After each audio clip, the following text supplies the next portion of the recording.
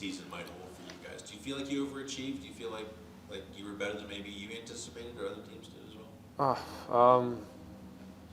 I'm gonna be honest. I had no idea what team I'm gonna have. I had no idea what to expect from it.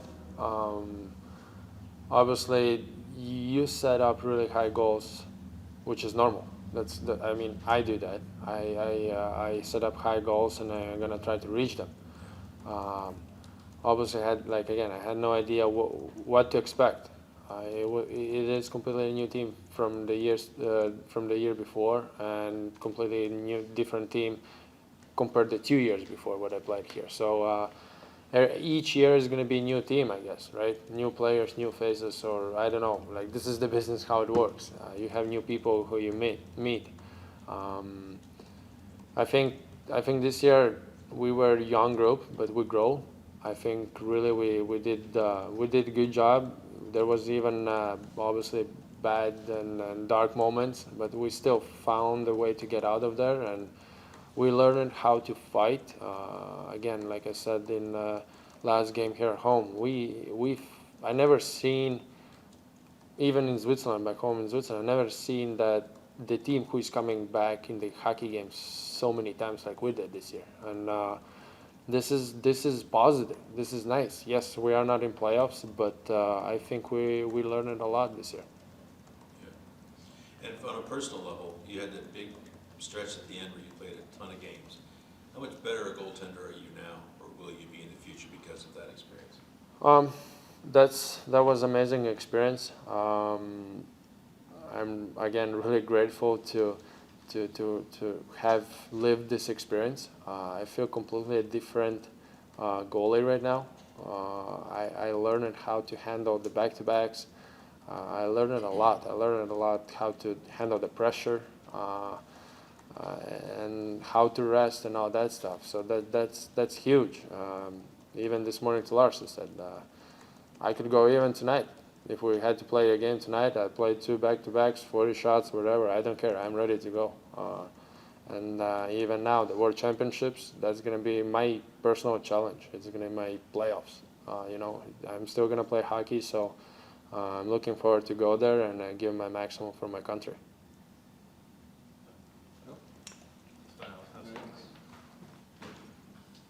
Elvis, just can you talk about the impact Manny Legacy has had on you this year? Just the way that obviously very dark times, but the fact just helping you become a better goaltender, a better person. Just how influential has he been for you? Oh, Manny, I think without his help and teaching lessons, even outside of hockey, in the life, I think I would not get to the nice contract what I'm having now. That's thanks to him. When I came here, I remember first time when I met him, I called my old goalie coach in Switzerland and I said, I don't want to listen to this guy. Like, he wants me to change a lot. He wants to change a lot technique, and I was working really hard in Switzerland to get better and get ready for NHL, and then there's this guy who's showing up, and I have to change completely almost everything. But then a good part of Manny that he understood that I'm really impulsive, that you don't have to listen to me right away. You have to give me a little time, and I realized that uh, even not that he won a Stanley Cup, but he still has a lot of experience, right? He had a lot of hockey games, so he knows how works this league. He knows what I need to get better, and I think he did really good job to changing my technique and all that stuff, and that's what brought me here to big contract, and next 5 years I'm here, and this is again thanks to him, and I'm pretty sure, and this is one of reasons why I wanted to sign here, because apart that Columbus drafted me, they believe in me, so I never had different teams. I was just in Lugano in Switzerland, and here in America I'm in Columbus. So I really like the idea to be here home. This is my new home. And knowing that Manny is going to be here, and I really believe that I'm gonna progress a lot with him. Uh, even beyond the last 20-game stretch where you played all those games, you played, I think, 59 in the season, pretty close to 60. You were essentially a starter. I lost the count. Yeah. Same here. but you know, the first couple of years you were splitting in that, it was you were learning the league, things like that. But this year you were a starter. You had ups, you had downs, you had some great moments, you had things like that. Just this entire season, how much do you think you learned from that, and how much will that help you going forward? Because it really was what you want to be, I think, down the road. I think that splitting the games like my first 2 years, it's completely different thing. It's completely different feeling. I would say you don't have that much responsibility maybe, you know. It's just short term because you play 2 games and then you have off. Here you have big responsibility. You know that you're going to play the next one, you know, maybe you're going to play next 10 or whatever. You don't know. So I think, again, like I said, this year I learned a lot. It was hard. It was really, I would say it was hard to go through this thing. It's like you want to jump from the cliff first time and I don't know, in the pool, whatever. It's super high for you. You're going to be scared. But when you do that once, you're not afraid anymore. So you're going to jump and jump and keep jumping. So now I feel the same way. I'm ready already now. I can tell you I'm ready for next season to play whatever, how many games I'm going to play. And I'm excited. I'm really happy and I would say proud as well of myself that I could handle that pressure. The bad games, like you said, the good ones. Forget about good ones, forget about the bad ones and keep going. Just before I was playing, like I said, I was playing the teams. Now I don't care. I just play hockey game. And I don't care which team is it, what are the players and who are they. You just go. They're all good. This is the best league in the world. So they're all good. There is no bad teams. There is no big difference with the gap in the standings. They're all good teams. So they're all dangerous. So you just go and play hockey. When Zach was in here earlier, he mentioned this was one of the best locker rooms he's been a part of, just the way guys got along, the way guys pushed each other. You've said that from the word go. Just from your perspective, what was it like to be with this group of guys and how excited are you to keep building, because it's going to be probably, this is a lot of the team that you're going to have the next couple of years. Well, I've been here just like say 3 seasons, right? So this is definitely the best one. The locker room is unbelievable. Like it's awesome. It's really good, and it's fun. And when we get to business, we work. We work together. We push each other. So I think this is actually the best locker room in my whole career right now. I had so much fun this year, even on the road trips. So it's awesome. It's really beautiful, and I'm happy to be here. All right, well, Brian, go ahead, Brian. Elvis, you mentioned Manny obviously earlier. You guys have such a close relationship. The two of you guys last summer went through trauma together. And there's no other way to put it.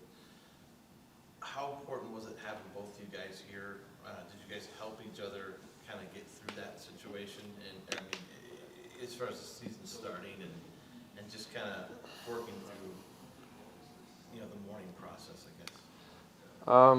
Well, Manny and his wife G, they became as my parents. I call G as my mom, and Manny I call as my daddy. It's completely nothing to do with the hockey. It's just when you come to the rink, he's your coach. When you're outside the rink, you can tell him you can tell him a lot of things. I saved just myself. We just became so close family that I really love him. This is business. We never know how the things are going, but I'm sure that he's gonna be always my best friend for the rest of my life. About the Matisse, yes, it's not an excuse. I try to not go in that excuse, but the before Christmas period, I wasn't here. I wasn't here mentally. Because I felt the Christmas are coming closer, and Matisse was always with us in Christmas and New Year. And then I heard the fireworks. I remember we played the first, and I asked Lars. I even couldn't talk. I had in my head, I knew it that I can't play that game because I knew that there's gonna be fireworks, and if I'm gonna hurt them, it's gonna be a problem.